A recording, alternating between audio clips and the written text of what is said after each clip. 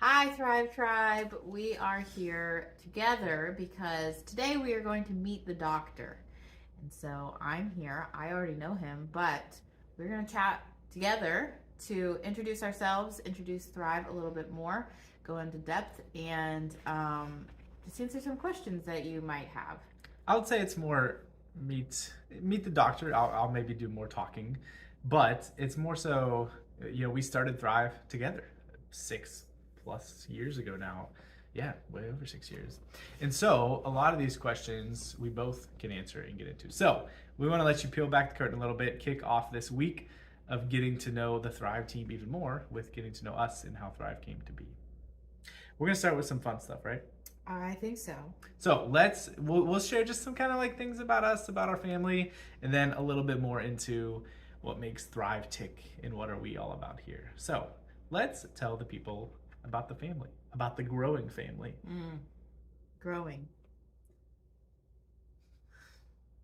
By now, you guys have probably seen our posts about pregnancy announcements. We have 3 boys already, 3 kids that are 6.5, 4.5, and 2.5. And the number 4 that is about halfway through, a little over halfway on the way. Another boy. Oh, hopefully it's halfway. That means that I won't be going too far past. Yeah, we've had a lot of Due date. past 40 weeks pregnancy so far. No, it's not another boy. To everyone's pleasure, it is a little girl this time around. So we are figuring out what that looks like, and I think everyone's a little bit shocked by that. Boys want another brother. Laura didn't even consider the possibility didn't think that a girl was being created. So it's been less than a week that we've known that. So have you processed? Are we processing still? Nah, you don't process anything with 3 kids around. That's true. A lot of noise, hard to process. So that's our family. We've had 3 home births with all the boys, which is a fun thing. And planning that again with an awesome midwife around here. That's the family basics. No pets because he just doesn't do pets. Just a lot of extra work. So do you want to be responsible for an animal? No, but I want to have an animal. Well, those don't go both ways. All right. So that's our family. What are some of our hobbies and activities? I think both of us would say reading. Yes, reading is a big one. Reading. We read very different things.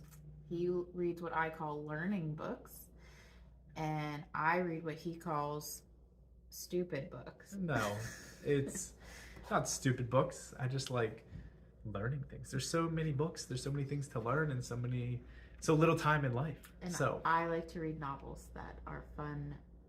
Escapes. Yes, different worlds and stuff like that. So I read fun biographies, learn about people. You giggle at biographies. That's not.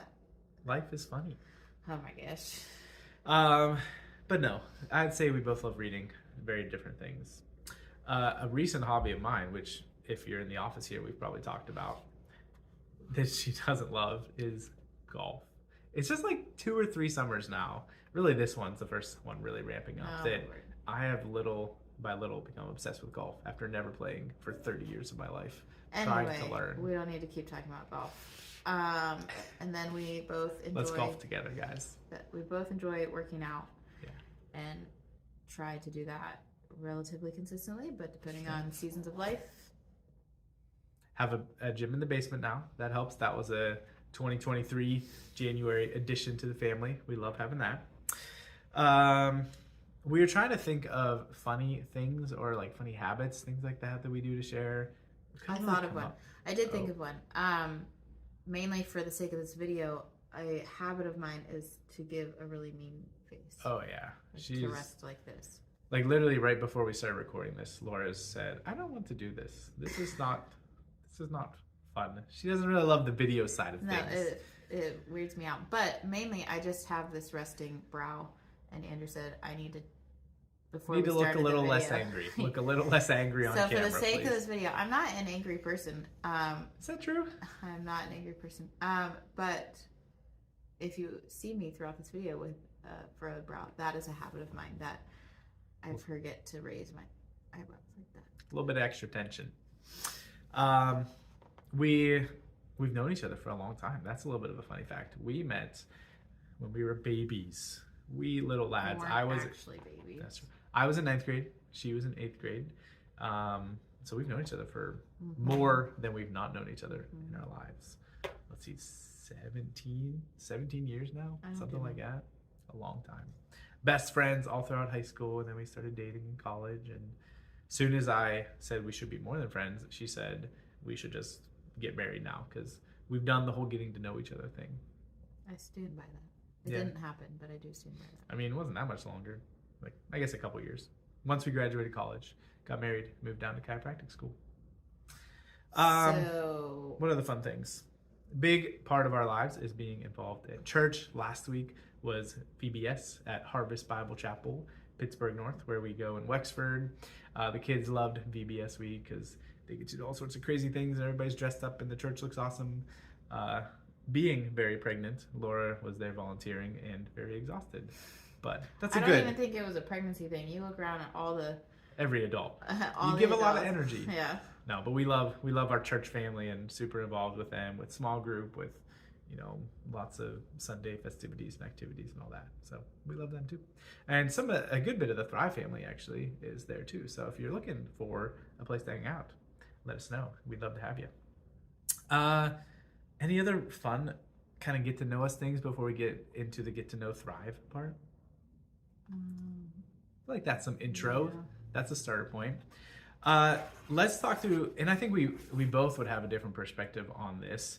A few different, starting questions that we can riff off of to talk about why we wanted to do something like open our own practice and start a business and what drives us in doing that. So what would you say, well, both of us, what frustrates us? What makes us tick and drives us crazy about maybe the way healthcare or kids are handled? Kids, families, pregnant moms, all of our world. I know for me, a lot of it is this lack of understanding or sharing information about all the options you might have. And Laura was just talking about this earlier, that we think of our traditional medical healthcare system as the option, but really that is just one of many choices. And so the lack of understanding that is out there is one that really gets to me, because I can't tell you how many times we've had conversations with parents, usually that first couple of visits, or we're sitting down at a workshop together, and we can map out how the nervous system works, how maybe some of these early life challenges and struggles relate to the things that your kids are dealing with at this point. And the phrase, I just heard it this week from a parent, but the phrase we hear over and over and over again is some variation of, oh my gosh, this makes so much sense. Why has no one ever told me this before? And that is what frustrates me. I don't know why no one has told you it before, because it is so obvious. It is so simple. It is so straightforward. Yet we're somehow not connecting those dots. We're not connecting the pieces as we should. So that's a big one for me, is that lack of, I don't think it's a lack of informed choices, because it's like these aren't even talked about. It's not like, I don't think your medical doctors, your providers, your pediatricians are hiding things from you. It's just their training, their philosophy of health, their perspective is different, but it's not the only option. Thoughts on that? Probably very similar, just more focused on like the birth world, pregnancy birth world more so, just because I've experienced it now 4 times and can get pretty passionate about that. So same concept, just more focused in on that aspect of like pregnant moms that are trying to birth and labor and do things a certain way, but might not know that they can say no, or that they can take. I think a lot of times the medical world gets a bad rep in our circle, in the natural world circle, but I don't think it's their issue. I think that we as parents need to be I don't know, what's the word, like a little more taking ownership, maybe, like taking things into your own hands and saying, hey, I need to chart my own course and just recognize that We know our kids, we know our bodies. Trust your instinct. Yeah, more. trust your mom gut, and recognize that the medical world knows the medical world. They know what they do very, very well, and so I would never question what they do know. But on the other hand, they don't necessarily know what we know either, and so I think that is just one opinion that, and a lot of times, pregnant moms don't understand or don't realize that they can take it as an opinion and not as an option. And so I think I just get frustrated with the lack of empowerment. That's the word. Yeah. One of the Thrive core values. With pregnancy and birth, and just encouraging parents to take ownership of their own healthcare in that way. And the pregnancy and birth is such a big piece of it, because that's what directly affects the kid's life. Like the number one most missing piece of what's not talked about with kids' health is, what was their birth process like? And I'd say that the summary, actually the shirt I'm wearing, above, down, inside out, is the summary of what frustrates me. Is our philosophy of health is that our best chance of healing, our best chance of 100% wellness is the inside out. It's our own internal systems and mechanisms and bodies doing what they're designed to do. It's not an outside in approach where we're trying to change or manipulate physiology, change your health, manage symptoms. So much of healthcare is focused on symptom changing and symptom management, not cause, not why is this taking place. So that, I would say, is the underlying philosophy at play, is realizing that we are not addressing the why, we are just managing symptoms, right? Your kid spitting up and has reflux, it's not because there's a deficiency of reflux meds that they're missing, right? You're having headaches and chronic migraines, it's not because there's a deficiency of ibuprofen that you're missing that is why we're not dealing with that. And so it's this story of stress in pregnancy leading to more likely to have birth trauma, which means you're more likely to have a colicky, fussy, struggling baby that then they just don't grow out of, that turns into the older kiddo with more and more challenges. So missing that, people thinking that kids just grow out of challenges, when reality is they don't. You want to say next question? So what breaks your heart that comes into this office?